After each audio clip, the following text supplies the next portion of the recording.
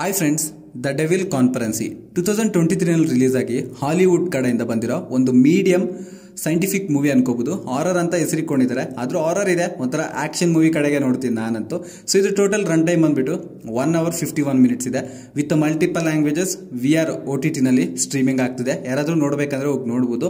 ನೀವು ಫ್ಯಾಮಿಲಿ ಜೊತೆ ನೋಡ್ಬೋದು ಅಂದ್ರೆ ಆರಾಮಾಗಿ ನೋಡಬಹುದು. ಅಷ್ಟೇನು ಅಡಲ್ಟ್ ಕಂಟೆಂಟ್ ಏನಿಲ್ಲ ಈ ಮೂವಿನಲ್ಲಿ. ಈ ಮೂವಿ ಬೇಸಿಕ್ ಸ್ಟೋರಿ ಲೈನ್ ಮಾತಾಡ್ಕೋಬೇಕಂದ್ರೆ, ಸೊ ಒಂದು ಕಂಪನಿಗೆ ಜೀಸಸ್ DNA ಇದೆ ಅಂತ ಒಂದು ಮ್ಯೂಸಿಯಂ ಅಲ್ಲಿ ಗೊತ್ತಾಗುತ್ತೆ. ಸೊ ಅವ್ರು ಕಲೆಕ್ಟ್ ಮಾಡ್ಕೊಳಕ್ ಬರ್ತಾರೆ ಅಲ್ಲಿ. ಅದಕ್ಕಿಂತ ಮುಂಚೆನೆ ಯಾರೋ ಕಲೆಕ್ಟ್ ಮಾಡ್ಕೊಂಡು ಹೋಗಿರ್ತಾರೆ ಆ DNA ನ. ಸೊ ಹೀರೋಗೆ ಇದ್ರಲ್ಲಿ ಸ್ವಲ್ಪ ವಿಚಿತ್ರವಾದ ಪವರ್ಗಳು ಕೂಡ ಇರ್ತವೆ. ಆ ಪವರ್ ಹೆಂಗ್ ಬಂತು, ಮತ್ತೆ ಇನ್ನೊಂದು ಜೀಸಸ್ ಏನಾದ್ರು ಈ DNA ಇಂದ ಇವ್ರು ಕಂಡಿಡಿದ್ರ ಇಲ್ವಾ ಅನ್ನೋದೇ ಬೇಸಿಕ್ ಸ್ಟೋರಿ. ನಾನು ಹೆವಿ ಸ್ಪಾಯ್ಲರ್ ಮಾಡೋದು ಬೇಡ ಅನ್ಕೊಂತೀನಿ. ಇನ್ನು ಈ ಮೂವಿನಲ್ಲಿ ಪ್ಲಸ್ ಪಾಯಿಂಟ್ ಮಾತಾಡ್ಕೋಬೇಕಂದ್ರೆ, ನಂಗಂತೂ ಆಕ್ಷನ್ ಸೀನ್ಸ್ ಭಾರಿ ಇಷ್ಟ ಆಯ್ತು. ಆ ಫೈಟ್ ಸೀನ್ ಆಗ್ಲಿ, ಆ ಗ್ರಾಫಿಕ್ಸ್ ಆಗ್ಲಿ, ಆ ಸಿನಿಮಾಟೋಗ್ರಫಿ ಆಗ್ಲಿ, ಸೊ ಬ್ಯಾಕ್ ಗ್ರೌಂಡ್ ಮ್ಯೂಸಿಕ್ ಆಗ್ಲಿ, ಇದೊಂದು ಪ್ರತಿಯೊಂದು ಭಯ ನಿಜವಾಗ್ಲೂ ಸೂಪರ್ ಆಗಿದೆ. ನಂಗಂತೂ ಭಾರಿ ಇಷ್ಟ ಆಯ್ತು.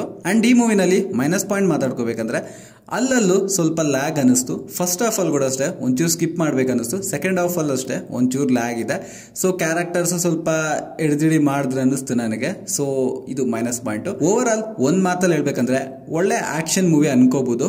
ಲೈಕ್ ಗ್ರಾಫಿಕ್ಸ್ ಆಗಲಿ ಇದೆಲ್ಲ ಒಳ್ಳೆ ಮಜಾ ಕೊಡುತ್ತೆ. ಥಿಯೇಟ್ರಲ್ಲಿ ಆಗಲಿ OTT ನಲ್ಲಿ ನೋಡ್ತಿದ್ರೆ.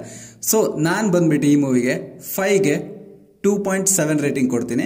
ನೀವೆಷ್ಟು ರೇಟಿಂಗ್ ಕೊಡ್ತೀರಂತ ಕಾಮೆಂಟಲ್ಲಿ ನನಗೆ ತಿಳಿಸಿ.